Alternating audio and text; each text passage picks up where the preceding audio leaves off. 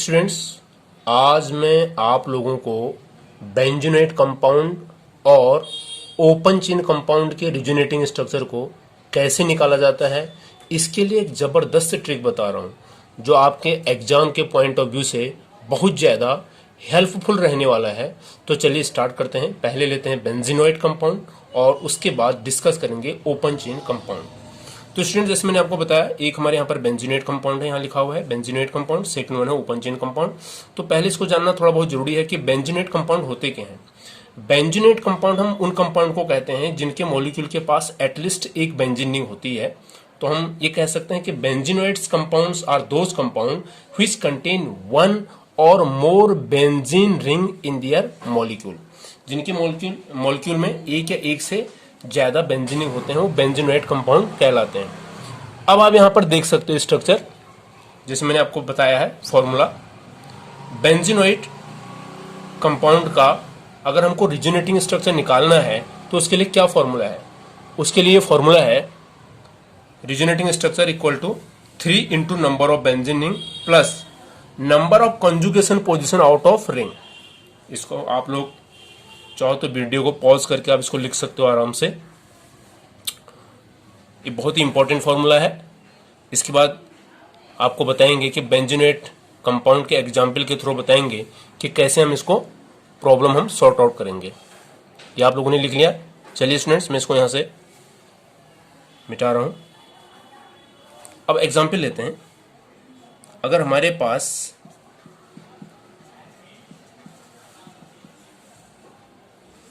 एक कंपाउंड है, बेंजीनेट कंपाउंड है, आपके लिए आएगा कि आप इसके आरएस वैल्यू इसके कितने हैं, यानी रिजोनेटिंग स्ट्रक्चर इसके कितने बनेंगे, ये आपको फाइंड आउट करना है। तो आप कैसे करोगे? तो आप देखिए फॉर्मूले में से जो भी आपको बताया था 3 इंटू 3 था फॉर्मूले में। टोटल नंबर ऑफ बेंजीनिंग यहाँ देख सकते हो, बेंजीनिंग आपकी एक है, आपको स्पष्ट दिखाई दे रहा है, प्लस आउटसाइड कंजुगेशन। बेंजीनिंग का ये पाई बॉन्ड का बाहर कंजुगेशन कितना है? पॉजिटिव चार्ज के साथ 1 कंजुगेशन है, तो 3 इंटू 1 3, तो टोटल 4 रिजोनेटिंग स्ट्रक्चर इसके बन जाएंगे।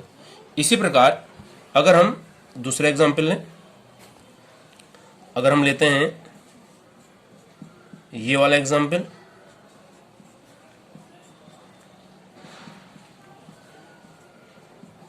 अब आपको इसमें निकालना है कि कितने रिजोनेटिंग स्ट्रक्चर बनेंगे इसके। तो बड़ा सिंपल है, वही फॉर्मूला जो मैंने आपको बताया था याद करके रखना है।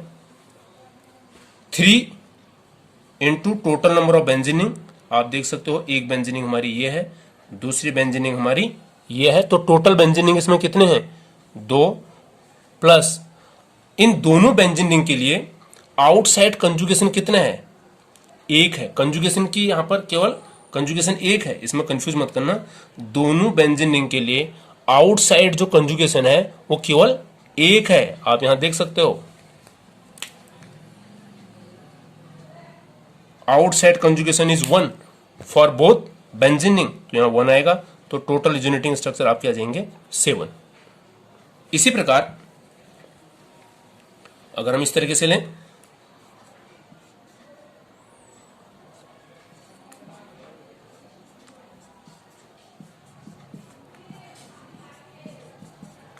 अब हमको निकालना है इसमें टोटल कितने रिजोनेटिंग स्ट्रक्चर बनेंगे। तो आपको पता है वही फॉर्मूला लगेगा, R S equal to 3 into total number of benzene ring 1 2 3, benzene ring हमारे पास 3 आपको दिखाई दे रहे स्पष्ट, प्लस आउटसाइड कंजुगेशन। इन तीनों बेंजीनिंग के लिए आउटसाइड कंजुगेशन कितना है? 1 है। इससे फर्क नहीं पड़ता है कि इसका पाई बॉन्ड इसके साथ कंजुगेशन में है तो इसको हम 1 मानेंगे, इसका इसके साथ है तो इसको 2 मानेंगे, इसका इसके साथ है तो हम इसको 3 काउंट करेंगे। ऐसा नहीं है, इन तीनों बेंजीनिंग के लिए हमारा आउटसाइड कंजुगेशन की पोजीशन केवल 1 है, तो 1 आएगा। तो 3 इंटू 3 9 प्लस 1, तो टोटल इसके रिजोनेटिंग स्ट्रक्चर बनेंगे 10। इसी प्रकार थोड़ा सा हट के लेते हैं एक एग्जांपल।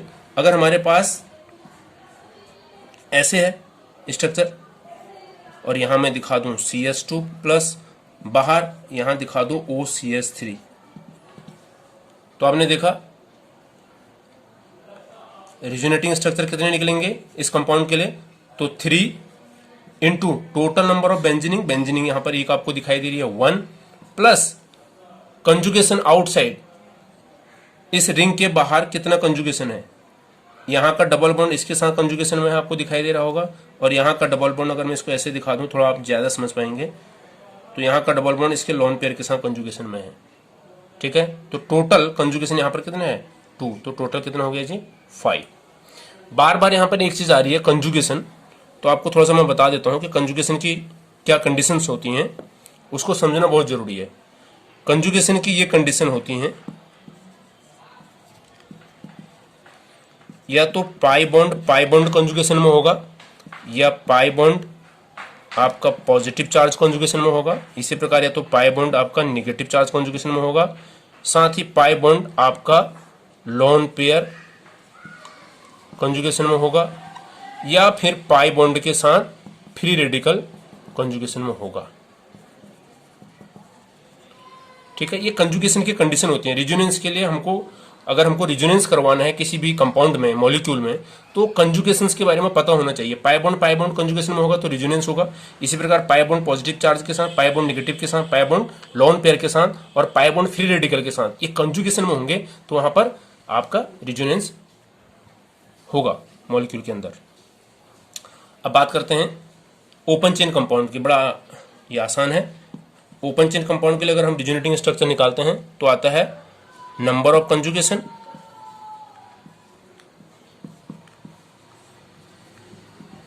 प्लस 1। बड़ा सिंपल है। ये ओपन चेन कंपाउंड के लिए है, यानी रिंग कंपाउंड नहीं है जो ओपन फॉर्म में है, तो ओपन चेन कंपाउंड कहलाएंगे। जैसे CH2 डबल बॉन्ड, यहां पर मैं ले लूं CH, और यहां पर मैं ले लेता हूं CH2 प्लस। ठीक है जी, तो ये पाई बॉन्ड का लोन पेयर के साथ आप देख सकते हो यहाँ पर केवल एक कंजुगेशन है, तो बड़ा आसान है। रिजोनेटिंग स्ट्रक्चर इसका निकल जाएगा। कैसे निकलेगा इसका रिजोनेटिंग स्ट्रक्चर, तो इसकी RS वैल्यू कैसे निकलेगी, टोटल कंजुगेशन पाई बॉन्ड का पॉजिटिव चार्ज के साथ है तो 1 + 1, तो टोटल निकल जाएगा आपका 2। इसी प्रकार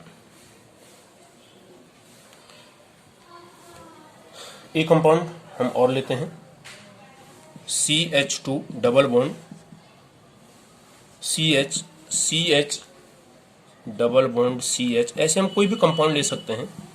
अब यहां पर आप देखो, एक कंजुगेशन आपका पाई बॉन्ड के साथ कंजुगेशन है, और दूसरा कंजुगेशन पाई बॉन्ड का लोन पेयर के साथ है। तो टोटल कंजुगेशन कितने हैं यहाँ पर, एक ही है, टोटल कंजुगेशन हमारे 2 हैं। तो फॉर्मूला क्या था ओपन चेन कंपाउंड के लिए, तो रिजोनेटिंग स्ट्रक्चर निकालने के लिए टोटल कंजुगेशन, यानी टोटल कंजुगेशन पाई बॉन्ड के साथ है यहाँ पर एक कंजुगेशन, और दूसरा पाई बॉन्ड का लोन पेयर के साथ है। तो टोटल कंजुगेशन कितने होगी 1 1 2, तो 2 प्लस, अब हम क्या करेंगे 1 तो इक्वल टू 3। इस प्रकार से आप बहुत सारे कंपाउंड की इसमें प्रैक्टिस कर सकते हो।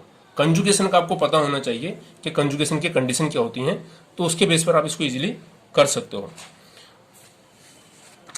तो उम्मीद है स्टूडेंट्स आप लोगों को ये सब समझ में आया होगा। नेक्स्ट टाइम आप लोगों के लिए कुछ और बेहतरीन केमिस्ट्री का कंटेंट लेकर के आऊँगा। तब तक आप लोगों को till then students, goodbye and thank you.